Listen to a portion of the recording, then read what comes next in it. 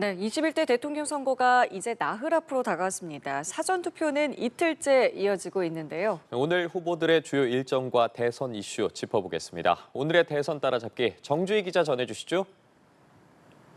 오늘의 대선 따라잡기 시작합니다. 먼저 후보들 주요 일정부터 살펴봅니다.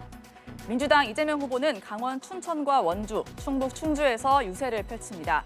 세 곳 모두 3년 전 대선에서 이 후보가 약 12,000표 차이로 패한 지역들인데요. 선거 막판 이 후보가 약세였던 지역들에 집중하는 걸로 보입니다. 국민의힘 김문수 후보는 오전 대국민 호소문을 발표한 뒤 90시간 외박 유세 일정을 시작했습니다. 경기 가평, 이천, 여주에서 거리 유세를 하고 충북 충주와 제천, 강원 원주와 춘천을 방문해 지지를 호소할 예정입니다. 개혁신당 이준석 후보는 오늘도 직장인과 대학생 등 젊은 층 표심 공략에 나섭니다. 경의선 숲길에서 산책 유세를 하고 이재명 후보 모교인 중앙대와 대학로 신촌에서 청년층을 만납니다.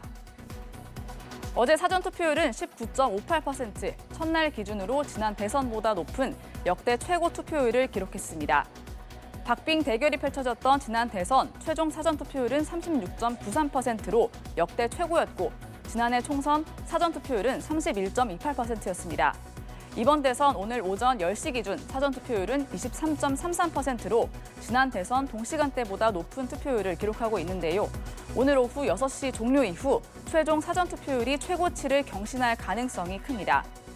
첫날 전남이 35%, 전북 32.7%, 광주 32.1%를 기록하는 등 민주당 텃밭인 호남에서 높은 사전투표 열기를 보였습니다. 반면 대구의 사전투표율은 13.4%에 그치는 등 국민의힘 텃밭 영남권 투표율은 저조했습니다. 대구, 경북 사전투표율은 지난 대선보다 낮았는데요. 과거에도 사전투표율은 호남이 높고 영남이 낮았지만 이번에는 이런 경향이 더 강해진 걸로 보입니다. 높은 사전투표율에 민주당과 국민의힘은 아전 인수의 해석을 내놨습니다. 민주당은 내란 종식의 열망이 사전투표로 나타나고 있다고 주장했고 국민의힘은 바른 대통령을 뽑겠다는 의지가 표출된 거라고 분석했습니다. 영남권 사전투표율이 저조한 걸 봤을 때 사전투표에 대한 일부 보수층 우려가 여전한 것으로 보이는데요. 어제 서울 신촌투표소에서 유권자들이 사전투표 용지를 들고 투표소 밖에서 줄을 서는 일이 발생하면서 관리 부실 문제가 또 도마 위에 올랐습니다. 논란을 자초한 선관위는 국민 상식선에서 있을 수 없는 일이라며 대국민 사과를 했습니다. 다만 투표용지 발급 매수와 회송용 봉투의 수가 일치했다며 투표소 밖에서 대기하던 선거인들도 빠짐없이 투표한 것으로 확인됐다고 설명했습니다. 사전투표가 진행되면서 후보들 간 공방도 더욱 거칠어지는 모습인데요. 김문수, 이준석 후보는 이재명 후보 장남의 인터넷 게시글 논란을 집중 공격했습니다. 반면 민주당은 김문수, 이준석 후보를 내란 연대로 규정하면서 이준석 후보 망언집을 공개하기도 했습니다. 인터넷 커뮤니티에 직접 올린 글의 순화된 버전이었습니다.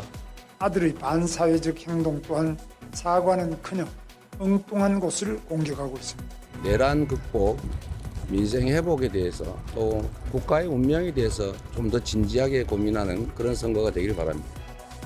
김문수, 이준석 후보 간 단일화는 사전투표 이틀째인 오늘까지도 어려워 보이는 분위기입니다. 김문수 후보 측 김재원 비서실장은 언론 인터뷰에서 어젯밤에 이준석 후보 측에서 먼저 만나자고 제안해왔지만 다시 취소를 통보하며 만남이 최종 무산됐다고 주장했습니다.